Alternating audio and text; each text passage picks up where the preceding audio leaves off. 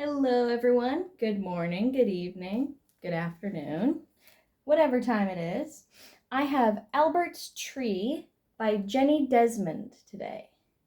It looks like a little bear in a big tree. Let's see what we got. That's a big forest right there. Very snowy, too. Maybe this is a winter story. Oh, it's not.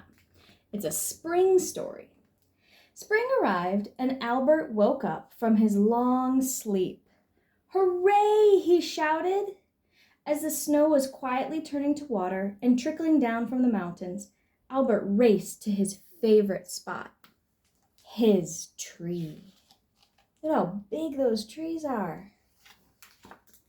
Hello, tree, shouted Albert. I've missed you so much. His tree was perfect.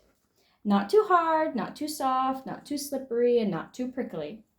It was his own special place, peaceful and quiet. But what was that noise? Albert's tree was crying? Wah, wailed the tree. What's going on? Said Albert. You don't normally make noise. You smell the same, you feel the same, and you taste the same even upside down. Hey, what are you doing, Albert? Said Rabbit. Rabbit, my tree is crying. How can I cheer it up?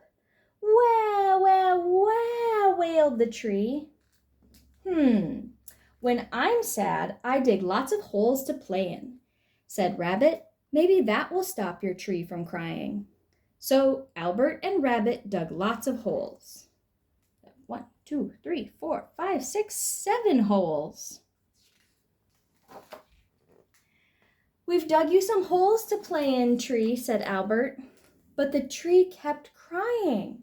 Wah, wah, wah, it wailed. So along came Caribou. What are you doing, Albert? He said.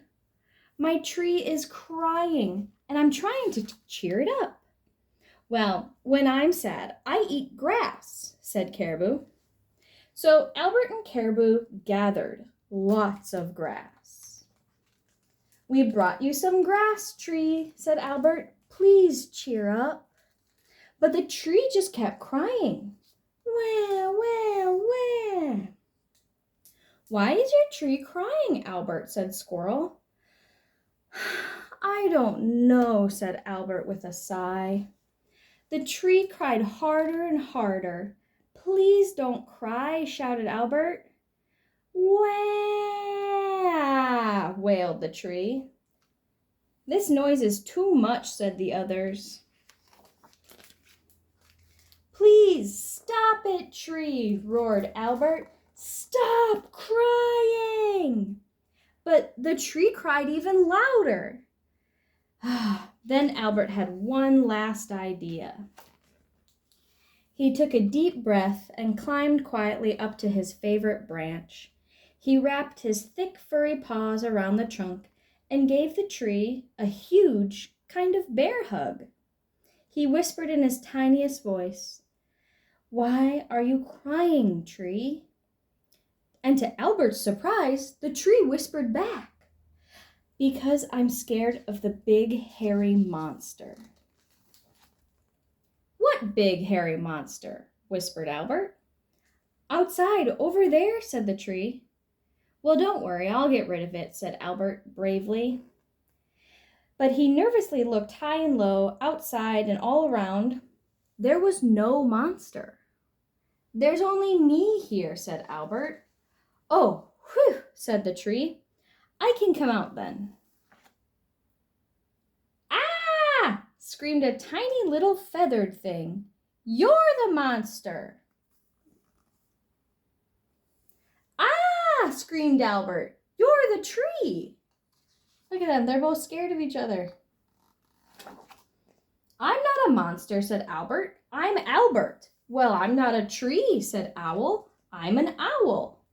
So Albert and Owl laughed and laughed and laughed at their mistake. They both felt so much better. Albert was glad his tree was back to normal. He and Owl played in it all afternoon. and he watched Owl swooping from his favorite branch. Albert knew that Owl loved the tree just as much as he did. So he secretly decided to make this tree twice as perfect as it had been before.